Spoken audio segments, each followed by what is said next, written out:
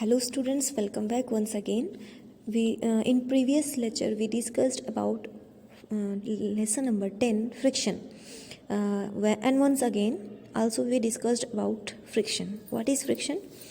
Friction is friction क्या होता है यानी घर्षण बल क्या होता है हम देख लेते हैं. Friction is a force opposing the relative motion between two surface which are contact with each other. मतलब कि फ्रिक्शन वह बल है, फ्रिक्शन क्या है, वह बल है, वह फोर्स है जो दो सतहों के बीच लगने वाले बल का विरोध करती है. मतलब कि ये क्या करती है, दो सतहों के बीच में, दो सरफेस के बीच में जो फोर्स लगता है उसका क्या करती है, अपोज करती है, उसका विरोध करती है. अब इसके कारण क्या हो सकते हैं? इसके कारण यह है, काजेज ऑफ फ्रिक्शन देख लेते हैं. When the observe two smooth surface under the microscope, जब हम दो स्मूथ सरफेस को माइक्रोस्कोप में देखते हैं तो we find that they have irregular on the surface. उसकी हमें सरफेस पे इरेगुलरिटी दिखाई देती है यानी खुरदरापन. सतह कैसा दिखाई देता है, खुरदुरा दिखाई देता है. It means the some point of surface will be raised and at some point it will be depressed.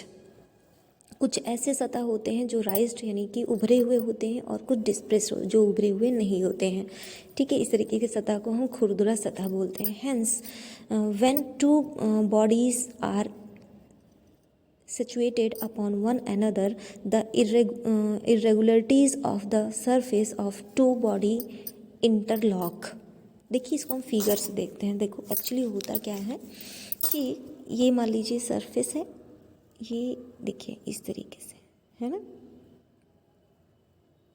जो इरेगुलरिटीज़ हैं जब हम देखते हैं स्मूथ सरफेस को भी माइक्रोस्कोप में या ऐसे भी, तो हमें इस तरीके से उभरा हुआ और इस तरीके से उभरा हुआ और डिप्रेस्ड एंड राइज्ड, ये राइज्ड वाला पोर्शन है राइज्ड, और डिप्रेस्ड ये वाला पोर्शन दिखाई देता है हमें. अब दूसरा वाला सरफेस भी ऐसे ही होगा और ये क्या होता है, ये इसका राइज्ड और डिप्रेस्ड वाला पोर्शन इसी में जा कर के इंटरलॉक हो जाता है. यानी कि जब इसको हम इस तरफ खींचते हैं, मान लीजिए इसको हम इस तरफ खींच रहे हैं, अब इसमें ये इंटरलॉक हो गया, ये इसको आगे जाने नहीं देता, इसका अपोज करता है, विरोध. ये जो इसमें आकर इंटरलॉक हो गया है ये विरोध करता है, आगे बढ़ने नहीं देता है इसको. मतलब आगे तो बढ़ता है बट इसके लिए बहुत बल लगाना पड़ता है. लेकिन ये कुछ पॉइंट, कुछ ऐसे कुछ मतलब थोड़ा बहुत इसका क्या करती हैं, अपोज करती हैं, जो कि ये पीछे ही रह जाता है. इसके गति को, इसकी जो दिशा मोशन की जो गति होता है इसको धीमा कर देती हैं, क्योंकि ये अपोज कर रही हैं. गति तो होगा, मूवमेंट तो होगा, लेकिन ये अपोज करती रहेंगी तो इसका मोशन क्या हो जाएगा, स्लो हो जाएगा धीरे धीरे. आपने उसमें बॉल के केस में देखा था, बॉल को आपने किक किया, वो गया जा रहा है, लेकिन धीरे धीरे स्लोली क्या होता है, कुछ टाइम बाद बॉल क्या होता है, बिल्कुल स्लो डाउन हो जाता है और एक जगह जाके रुक जाता है ना. तो इस तरीके से बल जो है विरोध करती है ना. देख लेते हैं अब आगे क्या कह रहा है कि when we apply the force of body, ठीक है इंटरलॉक हो गया. When the apply we force on the body to slide it upon another body, it interlocked. irregularities oppose the applied force which appear to us in the force of friction. है ना, मैंने वही चीज़ बताया जो आपको अभी फिगर से मैंने समझाया, वही चीज़ लिखा हुआ है कि जब एक बॉडी दूसरी बॉडी के कांटेक्ट में आती है तो वो इंटरलॉक हो जाता है एक दूसरे से, और जो इरेगुलरिटीज़ है उसमें वो अपोज करने लगती है, एक दूसरे का क्या करने लगती है, विरोध करने लगती है. और फ्रिक्शन, फोर्स ऑफ फ्रिक्शन जिसे हमें दिखाई देता है किसके रूप में, फोर्स ऑफ फ्रिक्शन के रूप में, यानी घर्षण का बल के रूप में हमें दिखाई देता है, जिसे हम क्या कहते हैं, घर्षण का बल कहते हैं. ठीक है, फोर्स ऑफ फ्रिक्शन कहते हैं. ठीक है, because one body start sliding upon another body, a surface amount of friction has to be surprised. ऐसा बिफोर वन बॉडी, एक बॉडी एक्चुअली होता क्या है, इसका मतलब क्या है, before one body start sliding upon another body a sufficient amount of friction has to be supplied.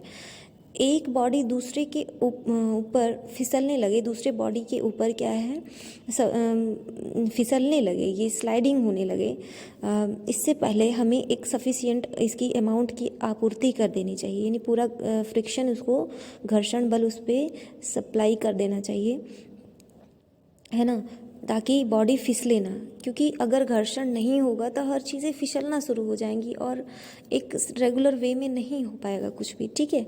Hence we can say that more rough are the surface is contact more the force of friction, more is the force of friction. अगर surface ज़्यादा rough है, एक second, अगर surface ज़्यादा rough है, ज़्यादा irregular है तो फोर्स ऑफ फ्रिक्शन भी ज़्यादा लगेगा, बट होना चाहिए नॉर्मल, बट इतना भी नहीं होना चाहिए, ठीक है। तो ऐसा हमें करना चाहिए कि आप मतलब हमें फोर्स ऑफ फ्रिक्शन ऐसा सरफेस को अप्लाई कर देना चाहिए, होना चाहिए ऐसा, नहीं तो क्या होगा कि जब सतह कैसी रहेगी, सतह बिल्कुल स्मूथ रहेगी और दूसरे भी सतह बिल्कुल स्मूथ है, फ्रिक्शन ही नहीं लगेगा, बिल्कुल इसको खींचेंगे बहुत फिसलते हुए आगे जाएगा, मतलब कि कोई उस पर कंट्रोल नहीं रहेगा। जैसे मान लीजिए बाइक चल रही है, अब यहाँ फोर्स ऑफ फ्रिक्शन नहीं है, कुछ किसी भी तरीके का खुरदरापन नहीं है, तो क्या होगा, स्लाइड हो जाएगा ना, फिसल जाएगा, ठीक है। इसलिए फोर्स फ्रिक्शन का लगना ज़रूरी है, ठीक है। काइंड ऑफ आप देख लेते हैं, kind of force of friction, friction के कितने प्रकार होते हैं। The force of friction is of 3 kinds, ये 3 प्रकार के होते हैं। नंबर 1 देखते हैं स्टैटिक फोर्स, दूसरा काइनेटिक और स्लाइडिंग फोर्स, और तीसरा रोलिंग फ्रिक्शन, सॉरी फोर्स में बोल रही हूँ, फ्रिक्शन है, स्टार्टिंग फ्रिक्शन, काइनेटिक और स्लाइडिंग फ्रिक्शन, रोलिंग फ्रिक्शन, है ना। अब इस लेसन को यहीं पे हम स्टॉप करते हैं, नेक्स्ट हम इसे कल पढ़ेंगे। Okay, thank you.